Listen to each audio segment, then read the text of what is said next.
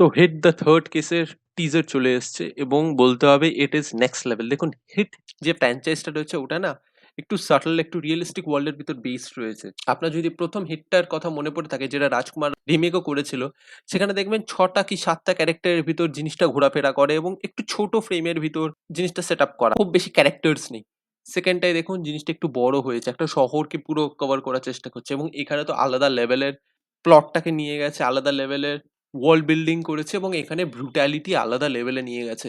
নানি দাসারার পর বলতে হবে এখানে নিজের এনভেলপকে আলাদা লেভেলে পুশ করছে। এখানে যেভাবে গোর দেখাচ্ছে, যেভাবে ব্রুটালিটি দেখাচ্ছে, আলাদা লেভেলের। আপনারা যদি এন্ডিং শটটা দেখেন, পুরো মানে মাঝখান থেকে চিড়ে দিচ্ছে একটা মানুষকে। তো এরকম ভাবে এনভেলপ পুশ করছে। তো হিটের যে স্কেল আপ ভার্সন গুলো রয়েছে, মানে প্রতিটা সিনেমার সাথে ওরা স্কেল আপ করছে, সেটা খুব ইন্টারেস্টিং। এবার হিট কিন্তু খুবই সাটল একটা ইনভেস্টিগেটিভ সাসপেন্স থ্রিলার, এখানে একটা সিরিয়াল কিলার বা একটা কিলারকে ধরার চেষ্টা করা হচ্ছে। তো এইখানে সেই জিনিসটাকে ওরা কিভাবে প্রেজেন্ট করে সেটাই আমার দেখবার বিষয় রয়েছে এবং নানিকে ভাই আলাদা লেভেলে। আপনারা যদি দেখেন ও ইনভেস্টিগেশনের জন্য আসছে এবং বলছে হাতটা এগো এবং হাতটাকে ধরে রাখবি, হ্যাঁ? তো ওই সিনটা বা লাস্টের সিনটাও বললাম, বা তাছাড়া মানে শহরের ভিতর ও মব কন্ট্রোলের জন্য যেভাবে অ্যাগ্রেশন দেখাচ্ছে, তো এখানে মনে হচ্ছে মার্কো মিজ শারিপোতা শনিবারের মেয়ে নানি। তো দুটো আলাদা লেভেলে। এইবার দেখতে হবে, আমার প্রশ্নটা হচ্ছে, মেইন প্রশ্ন হচ্ছে কিভাবে প্রেজেন্ট করে ভিলেনকে স্ট্রং কিভাবে করে এবং ইনভেস্টিগেশন। দেখুন এখানে স্কেল তো দিয়ে দিল, ইনভেস্টিগেশনটাকে কত ভালোভাবে ওরা প্লেস করতে পারে।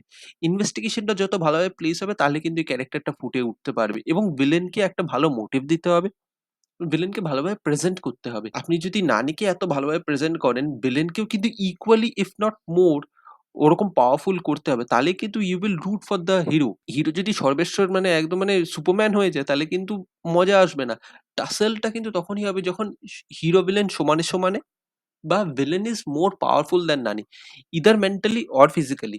দেখুন মেন্টালি তো পাওয়ারফুল হতেই হবে সিরিয়াল কিলার যখন, এবং খুনগুলোকে কত ইন্টারেস্টিং ভাবে প্লেস করছে, ক্লু কিভাবে প্লেস করছে এবং ক্লুগুলোকে কিভাবে নানি সলভ করছে, সেটা হচ্ছে ইন্টারেস্টিং। এবং এখানে বোঝাই যাচ্ছে একটা সোশিও পলিটিক্যাল জিওগ্রাফিক ব্যাপারও রাখবে। জিও পলিটিক্সটাকে ওরা কিভাবে ইউজ করে সেটাও কিন্তু ইন্টারেস্টিং।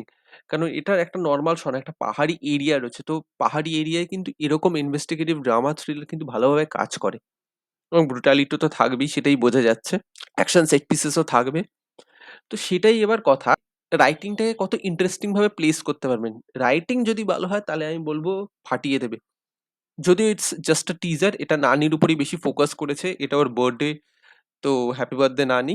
তো এই বার্থডেটাকে, এই বার্থডের যে ভিডিও প্রেজেন্ট করেছে টিজার হিসেবে, সেটা কিন্তু নানি ফোকাসড। এবার আমার কথা হচ্ছে ভিলেনকে কত ভালোভাবে প্লেস করে। ফোর্থ পার্ট, কেন কি নানি বলেছিল 5টা কি 6টা সিনেমা হবে, তো ফোর্থ পার্টটার সেট আপ আপনি ভুলে যান।